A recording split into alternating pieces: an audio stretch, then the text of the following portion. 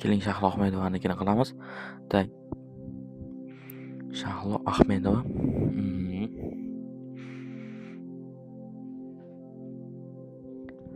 Tak.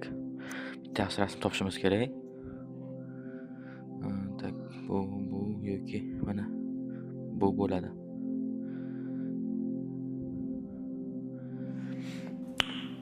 Nice. Sahrangizni qilib olamiz. Lexarga Shahlo Ahmedova.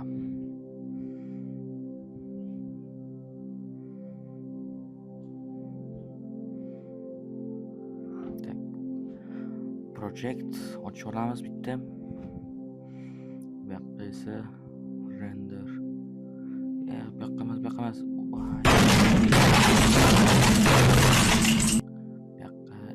Да блять, я не могу. Короче, пофиг. Так. O'qigandan keyin adilni kirib delete font yozamiz. Delete font bo'lgandan keyin kirib bizni yaxshi ko'rgan Shahlo Ahmedovani rasmini olib bu yerga fontni udalить qilamiz. Font bo'ldi, yo'q bo'ldi. Sketch qilib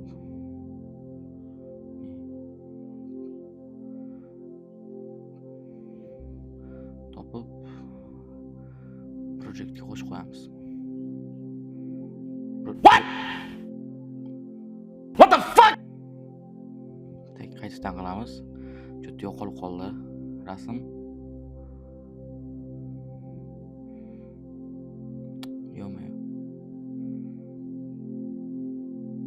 Mana ekan rasm tepa ichib ketibdi. Tak, bu yoqqa tashlaymiz. Bu yerga osonroq bo'ladi renderga. Tak.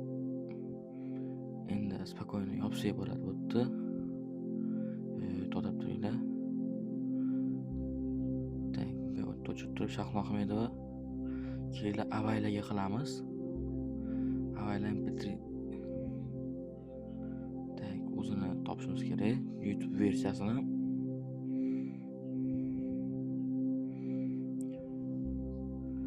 Tak, mana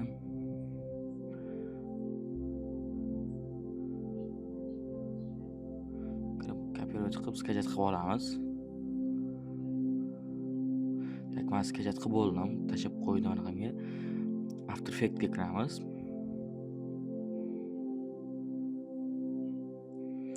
O'zi hammasi oson, uncha qiyin joyi yo'q.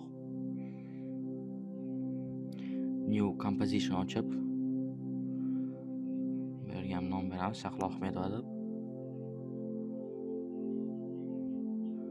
Ochgandan keyin projectga o'tib olib Lexar Shahlo Ahmedova project renderga bor narsani tashab olamiz. Bu yoqqa tashab bizga bu rasm kerak emas. Shahlo Ahmedovani ko'tarib, kattalashtirib chetga olamiz va effekt bo'limidan black and white degan joyi bor, shu yerga o'tkazamiz. Mana Shahlo Ahmedov qora oq bo'ldilar. Bizga kerakli. Endi ozgina muzikani eshitib, yaxshi kerakli joyini topamiz.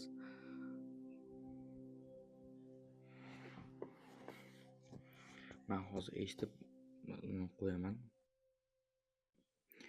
Keyin esa ozgina mana ko'rib olinglar, to'g'rilab tepada input bilan output to'g'rilagandan keyin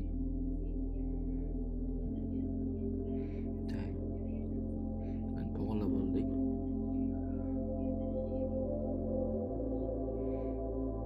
Mana bo'lishi kerak, to'g'ri bo'lishi kerak. Pozitsiyani ochamiz. Pozitsiyada boshlab mana shunaqa qilib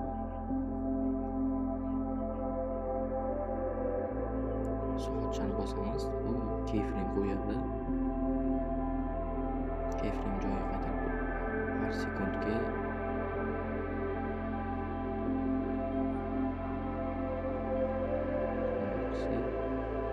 har bir sekundga chetroq sal keyin joyiga qaytaramiz.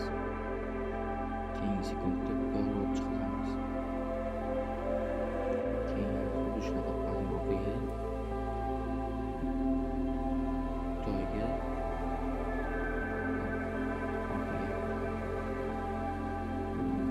bo'lishi kerak. Bu bizga to'g'ri kelmaydi. Buni F9 qilib turib, mana shunaqa joyga kiramiz. Tanlab chiqib, tezlashtirishimiz kerak.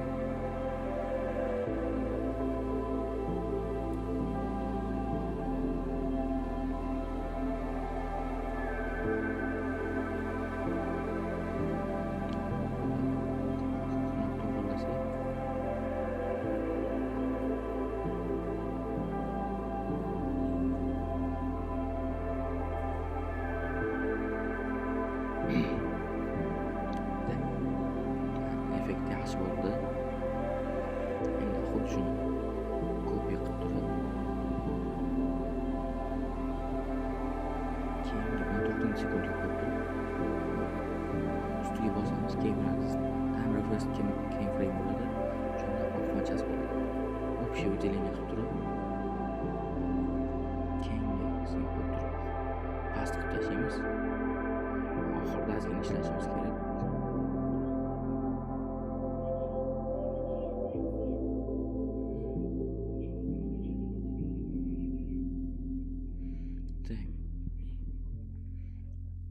Buni bu yoqqa qilamiz. Keyingi sekundga buni qo'yib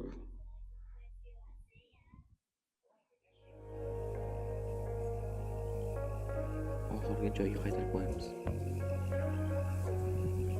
Va bizga kerakli effekt bo'ldi.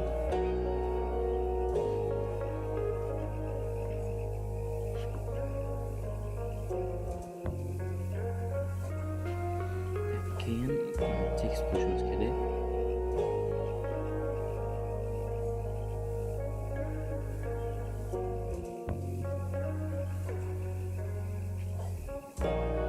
Tekst qo'shishimiz uchun Safari'ga kirib, Safari'dan Shahzoda Ahmedova avvalda tekst yozamiz.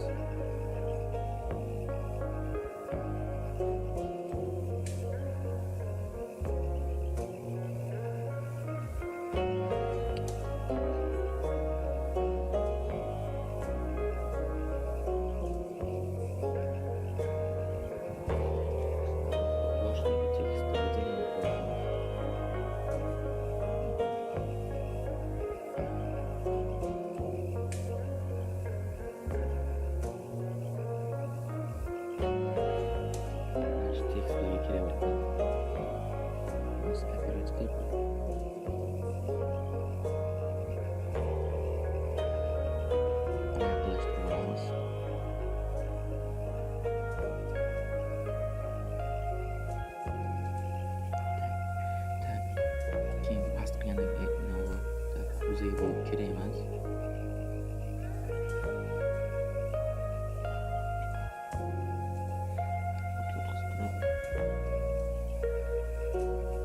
Ikki marta ustiga bossa o'ziga qaytadi.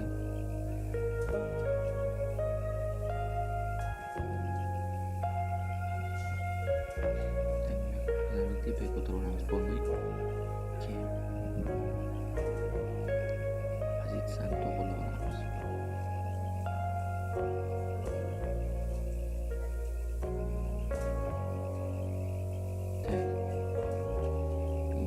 Olsak 9'umuzdan sonra oladi. Fit frame olamiz. Saqlab topib kerakli joy.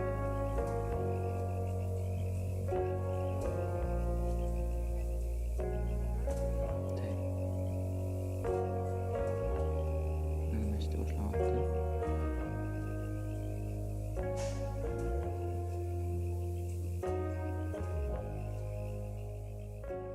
O'sha tashimiz bizga kerak emas.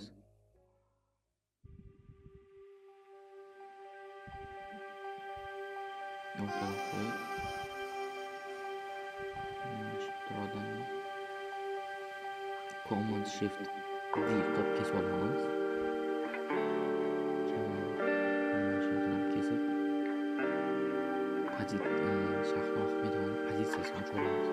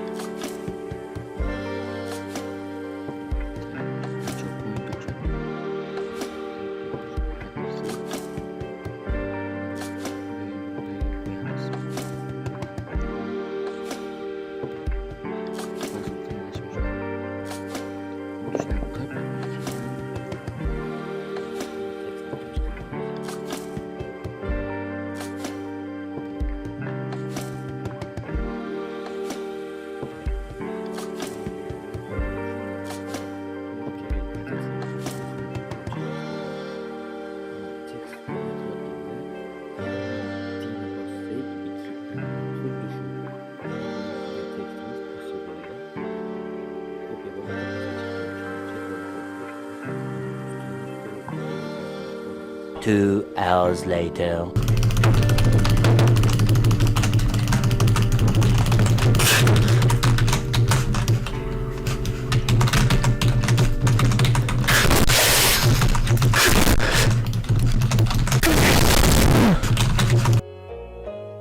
Resultatni ko'rishingiz mumkin. Buni eksport qilib render qilib yuboramiz.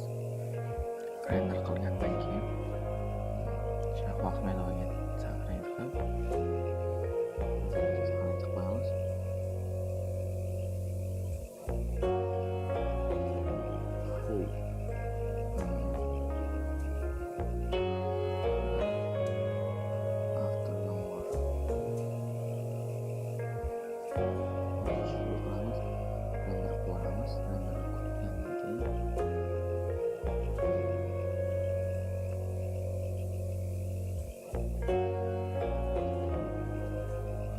Qilgandan keyin sahraga chiqib projektga sahraga chiqib ketamiz. Keyin men o'zimni Telegram kanalimda fayl tashlayman. O'shani After Effects'da ochib olamiz. Menda u proyekt bor o'zi ochilgan.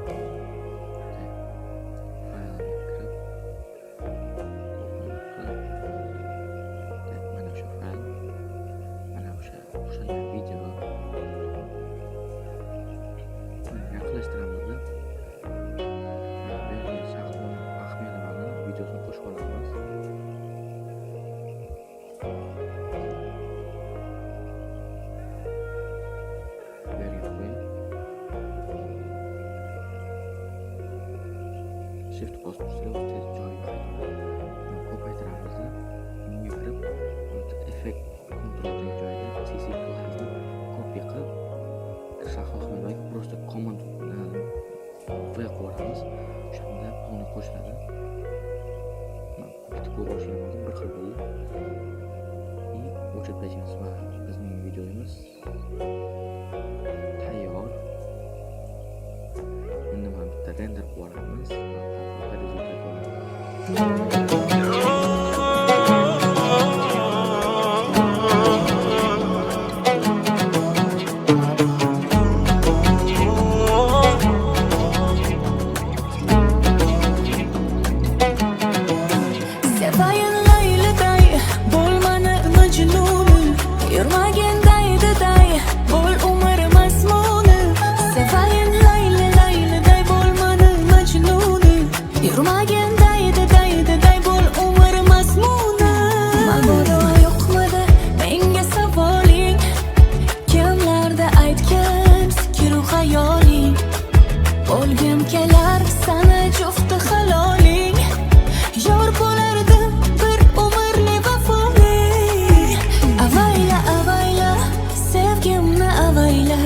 Bu yuragim